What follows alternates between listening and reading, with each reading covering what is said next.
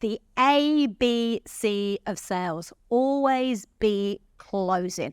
Well, why is that even a video? Why am I even talking about it? Surely it's our job as salespeople to always be closing, to make sure that we guide that journey so that the client comes on board.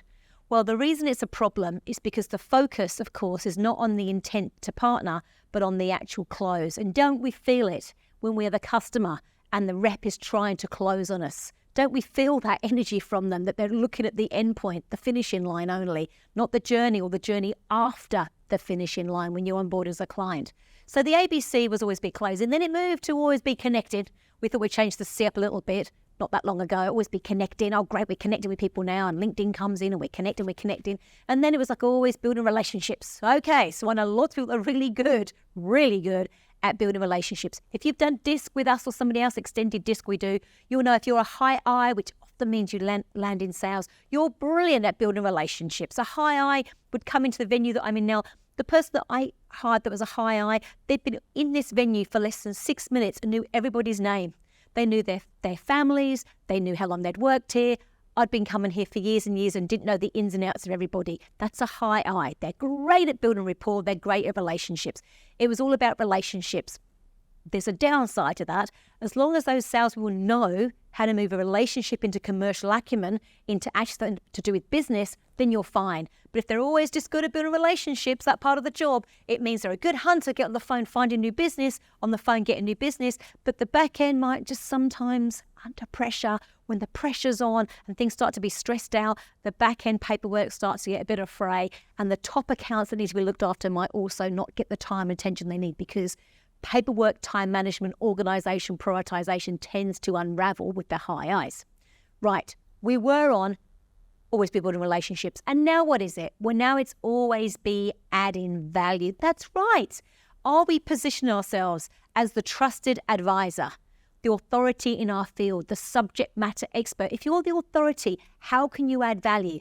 Are you looking at your top clients once a week, I don't know, once a fortnight, whatever it means to you, and looking at them on LinkedIn and thinking, how can I be of service to them? How can I add value? Which means, what does add value even mean? It means you're giving and you're expecting nothing in return. It's not giving with an undercurrent of, yeah, I'm expecting something at all. It is giving because you think you can be of service and you think you can be helpful.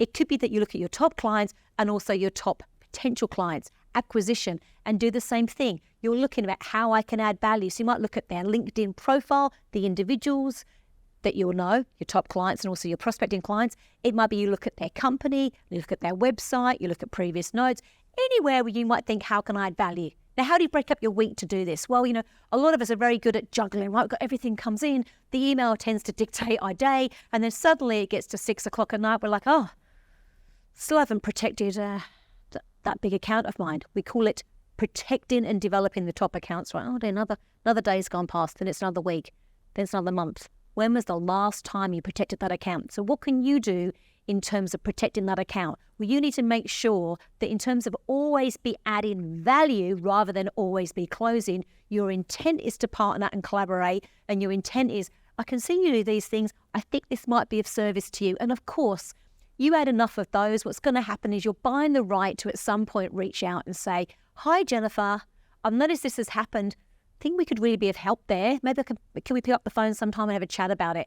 Basically, you're earning the right because you've given. And that might mean that marketing and sales now work like this, not separate silos, so that you as a salesperson or as a sales leader can go back to marketing and say, oh, you know what, we need to have this and this. Somebody's been asking these questions on LinkedIn. I reckon we need to have the top 5 frequently asked questions about this, or can we change our signature so we're more aligned with the topics that are coming up, or can we put more reviews from Google and have them on top of our signature, or can we this, can we that?